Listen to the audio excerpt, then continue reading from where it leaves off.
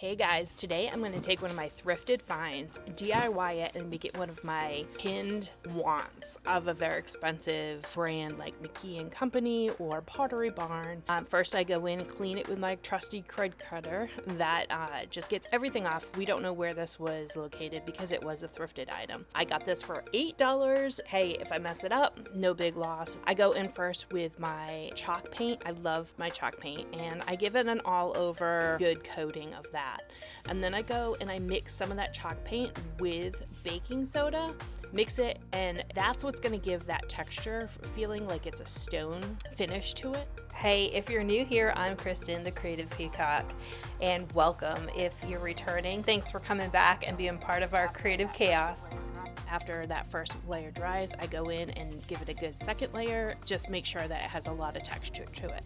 After that dries, I actually take dirt from outside, mix it with water, and paint that on. This is what's going to give it that authentic, earthy look, that stone look, is having the dirt on it.